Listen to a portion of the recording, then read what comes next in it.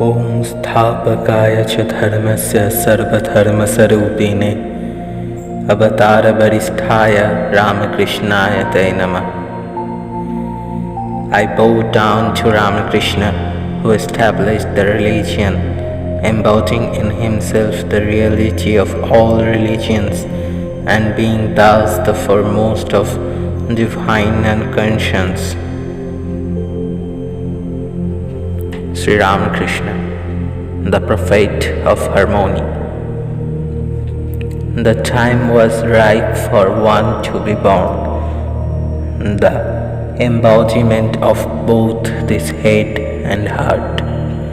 The time was ripe for one to be born, who in one body would have the brilliant intellect of Shankara and the wonderfully expansive, infinite heart of Chaitanya, one who would see in every sect the same spirit working, the same God, one who would see God in every being, one whose heart would weep for the poor, for the weak, for the outcast, for the downtrodden, for everyone in this world, inside India or outside India, and at the same time whose grand brilliant intellect would convince of such noble thoughts as would harmonize all conflicting sects, not only in India but outside of India, and bring a marvelous harmony, the universal religion of head and heart, into existence.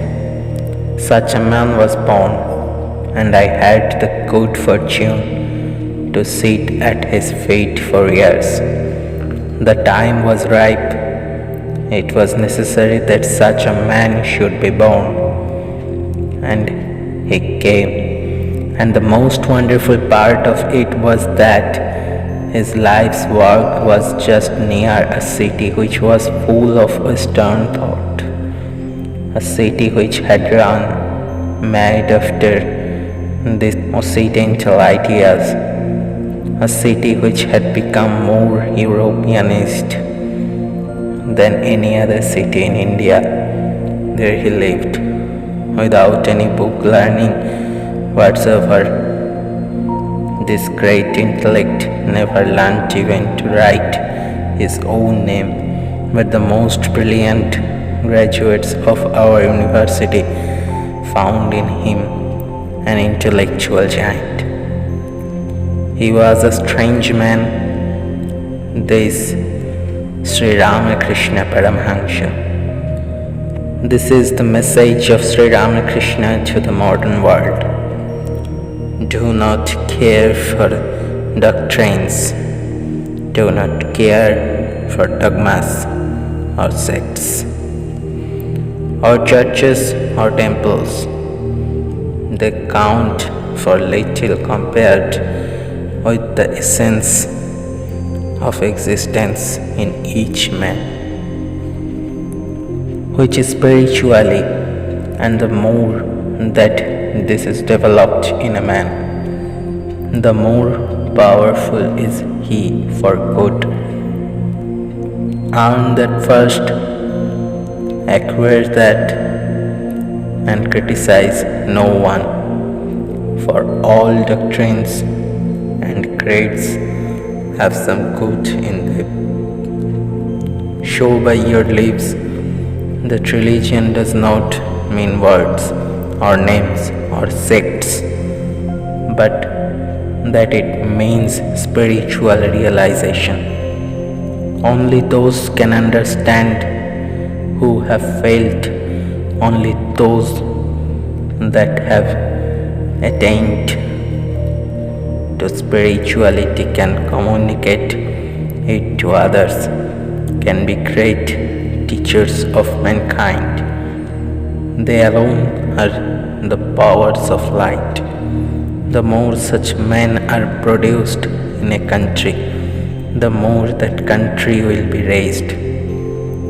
And that country where such men absolutely do not exist is simply doomed. Nothing can save it. Therefore, my master's message to mankind is be spiritual and realize truth for yourself.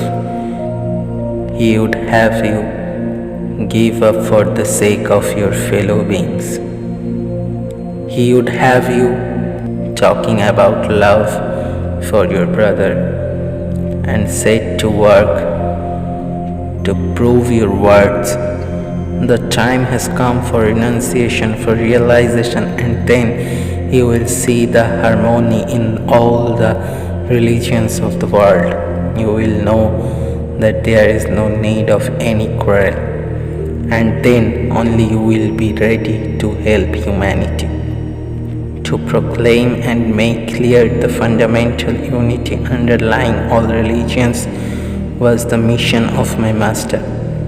Other teachers have taught special religions which bear their names, but this great teacher of the 19th century made to claim for himself. He left every religion undisturbed because he had realized that in reality they are all part and parcel of one eternal religion.